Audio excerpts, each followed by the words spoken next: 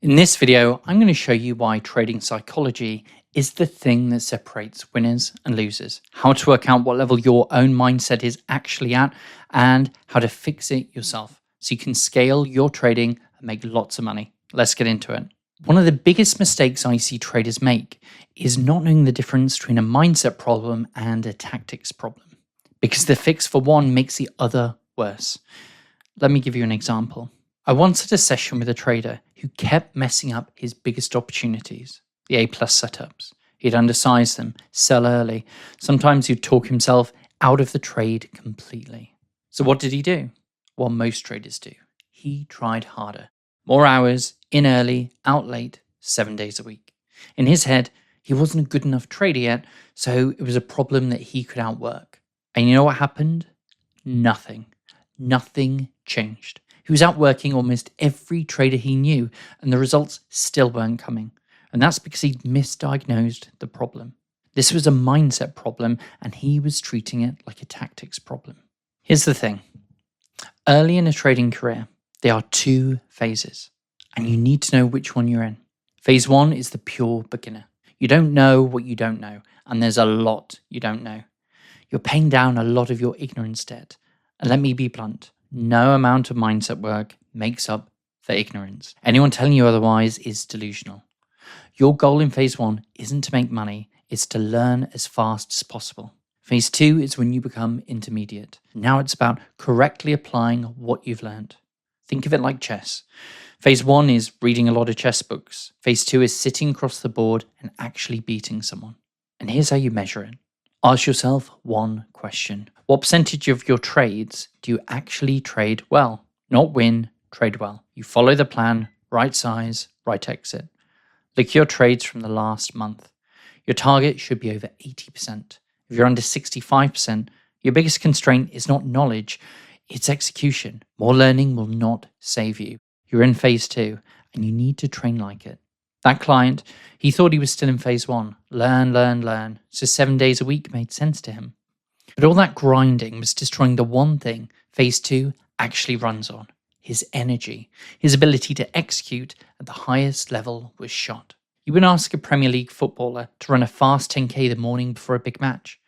Performing at your peak when it matters means managing your energy like an athlete, and it is the job of phase two. So we changed the plan. 1 full day off a week. Non-negotiable. Stop stacking new information. Focus on simple plans, executing them as cleanly as possible. We measured execution percentage, not P&L. So here's the lesson. Know what phase you're in, because it tells you if your focus should be education or execution. But misdiagnosing what phase you're in is just one way your psychology caps your results. Let me show you the 5 most common reasons that traders fail to follow their own plans. And afterwards, I'm going to show you how to fix them all. 1. Overtrading. You get frustrated and start forcing trades that aren't there. That's not trading anymore. That's playing roulette in Vegas.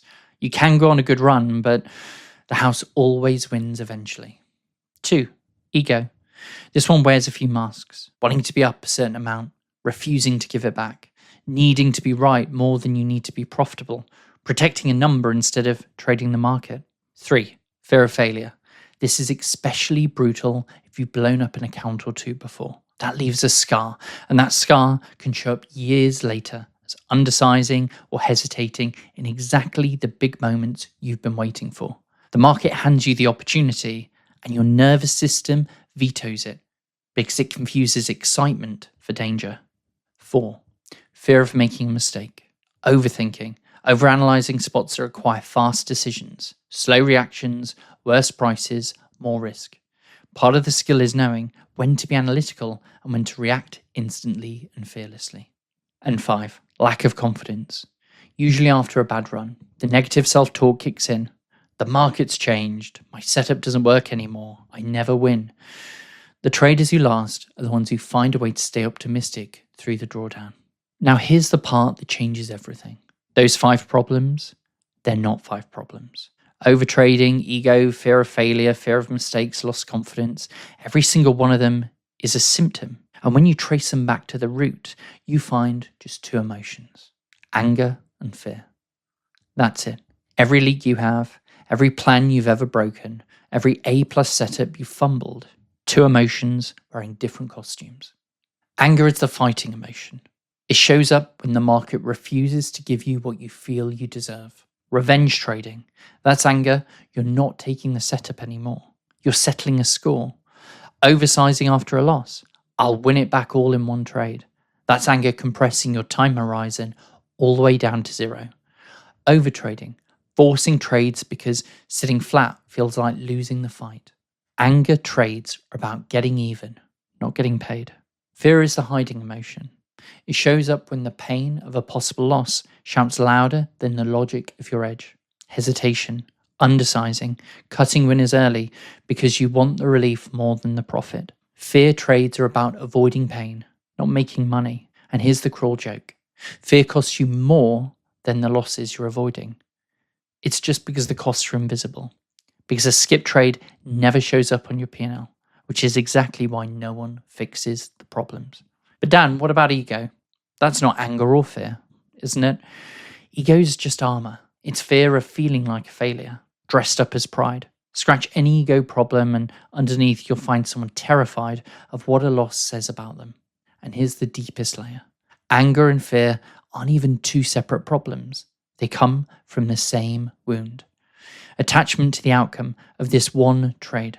Anger is what you feel after the outcome hurts you. Fear is what you feel before one might. Same causes, different timeline. Which is why the traders who win aren't the ones with no emotion. They are the ones who manage their emotion. When you generally think in samples of 100 trades, one bad trade is statistically insignificant. There's nothing to avenge, no pride to be restored. A pro trader tells himself that he's glad that some trades lose. It's that variance in the results that scares off 90% of smart people who could do this for a living. The variance is the price you pay for the opportunity to make big money. Think about how a casino operates. The casino doesn't get angry when someone wins at roulette. It doesn't fear the next spin of the wheel. It knows the edge plays out over volume, so individual outcomes simply don't matter. The moment you start thinking like this, you become the casino instead of the gambler. Both emotions lose their fuel. So here's your homework. Take 30 seconds. Think of your single most expensive leak, the one that costs you the most money. Now ask one question. When it happens, are you trying to get something back, or are you trying not to lose something? Getting something back is anger. Not losing something is fear. Most traders are usually one or the other, and knowing which one you are tells you exactly what to work on. One warning though, most traders guess wrong about themselves. The aggressive overtrader is often secretly fear-driven, terrified of missing the move. Cautious traders often carry hidden anger from past blow-ups that taught them action gets punished. So try and be honest with yourself. You don't have 10 problems. You have 1 or 2 emotions expressing themselves in 10 different ways.